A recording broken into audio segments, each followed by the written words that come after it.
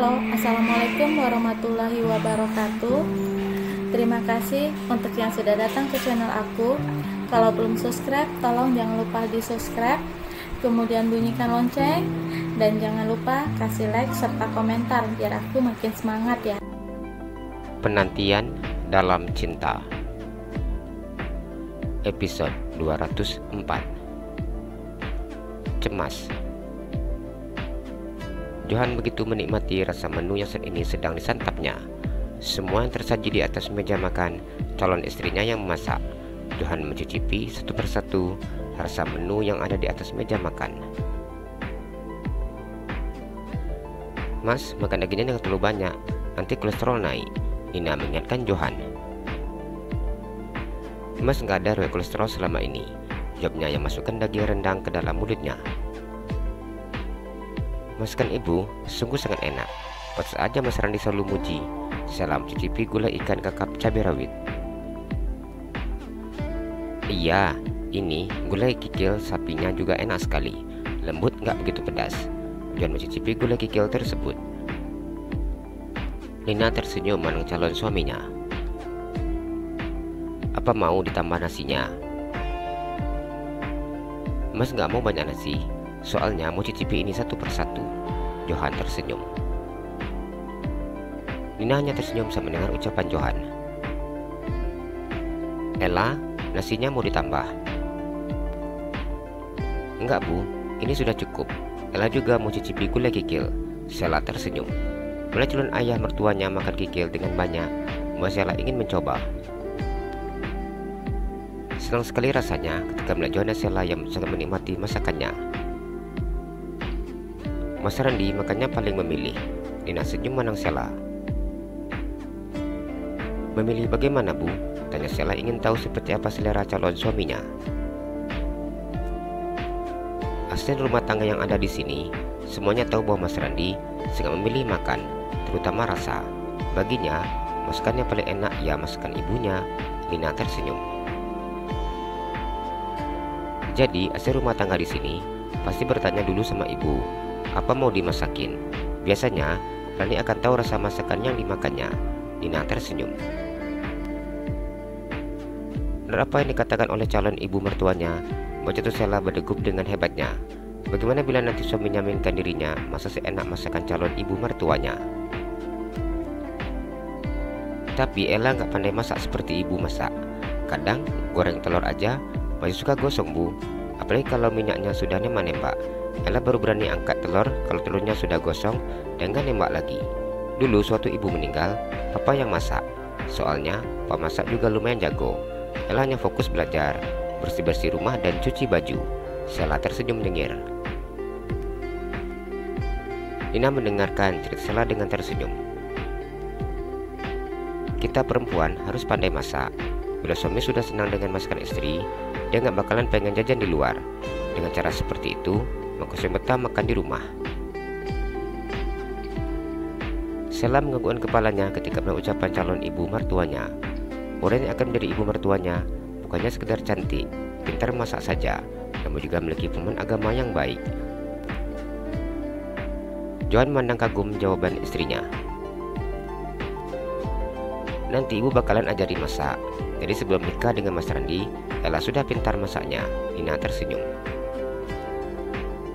Dengan cepat Sheila menganggukkan kepalanya dan mengangkat jempolnya. Dulu awalnya juga ibu nggak terlalu pintar masak. Ibu hanya sekedar pandai saja. Namun karena bekerja di rumah makan, ibu udah ajarin masak sama pemilik rumah makan. Berhubung di rumah makan itu kami hanya berdua. Waktu itu ibu hamil Randi. Awalnya ibu takut untuk mencoba. Ibu takut rasanya tidak enak. Ibu takut pemilik warung rugi kalau masakan ibu nggak enak. Namun ibu pemilik warung tetap ngotot minta ibu untuk masak. Dia berdiri dekat ibu dan mengajarkan bagaimana cara memberi garam agar tidak keasinan. Kemudian kuah gulai yang memakai santan harus diaduk agar santannya tidak bergumpal-gumpal. Alhamdulillah ibu bisa memasaknya. Sampai-sampai ibu pemilik warung memberikan kepercayaan untuk ibu masak gulai ayam, kemudian masak rendang dan sebagainya. Nina menceritakan pengalaman dirinya bekerja di rumah makan dengan penuh semangat. Oh, seperti itu ya bu. Sheila semakin bersemangat untuk belajar setelah mendengar cerita calon ibu mertuanya. Iya, semuanya tergantung niat kita. Bila ada niat, pasti bisa. Nina memberikan semangat untuk Sheila. Hanya kesedihan, rasa menyesal, rasa bersalah yang dirasakan Johan setiap kali mendengar Nina bercerita tentang masa lalunya ketika ditinggalkannya. Apa sudah siap makannya, Mas? Nina melihat Johan yang sudah menyudahi makannya. Iya, Dek, ini perut sudah kenyang sekali. Johan tersenyum dan memegang perutnya yang sudah terasa keras dan tidak muat lagi untuk diisi. Setiap kali makan masakannya, membuat Johan tidak berhenti bisa menghentikan makannya. Karena begitu setiap masakan yang disiapkan oleh Nina terasa begitu sangat lezat di lidahnya. Nina tersenyum ketika mendengar penjelasan Johan. Dek, ada yang ingin Mas beritahukan. Johan berkata setelah meneguk air mineral dalam gelasnya. Diperan Nina dengan serius. Ada apa, Mas? Tanya Nina. Mas harap ada tidak salah paham atas apa yang Mas lakukan. Johan sedikit tersenyum. Bisa saja Nina salah mengartikan maksud dan tujuannya setelah mendengar ucapannya. Nina mana Johan dengan mengurungkan keningnya. Ade sudah sangat mengetahui seperti apa permasalahan yang terjadi dengan keluarga Mas. Nina menganggukkan kepalanya. Ayah juga ingin ceritakan kepada Ella tentang keluarga ayah yang sebenarnya. Johan memandang Sheila. Sheila menganggukkan kepalanya dan menunggu apa yang akan disampaikan oleh calon ayah mertuanya. Ella mungkin tidak mengetahui bahwa kepergian Tante Feni itu karena adanya unsur pembunuhan. Yang menjadi pembunuhnya adalah keluarga ayah sendiri. Sekarang mereka sedang berada di tahanan. Namun ayah begitu sangat mencemaskan kalian yang ada di sini, mengingat ayah Darandi tidak ada di sini. Jatuh Sheila berdegup dengan sangat hebatnya ketika mendengar pengakuan dari Johan. Ia tidak menyangka bahwa penyebab Tante Feni meninggal bukan murni karena kecelakaan. Mas tidak usah mencemaskan kami. Lagi pula kami di Jakarta. Kami di sini akan baik-baik saja. Nina mencoba untuk menenangkan Johan. Ia tahu seperti apa kecemasan dan ketakutan Johan saat ini. Jakarta dan Surabaya itu bukanlah tempat yang jauh. Dengan pesawat semuanya menjadi dekat. Semua pelaku yang terlibat sudah tertangkap. Dan Mas tidak bisa tenang begitu saja. Perusahaan yang mereka pimpin atas bantuan Mas semuanya bangkrut karena Mas menarik saham dari perusahaan itu. Sekarang anak-anak mereka harus menanggung kebangkrutan dari keserakan orang tuanya. Apa yang Mas lakukan belum tentu bisa diterima begitu saja oleh anak-anak mereka. Bisa saja anak-anak mereka membenci Mas yang sudah membuat perusahaan mereka bangkrut. Johan memandang Nina.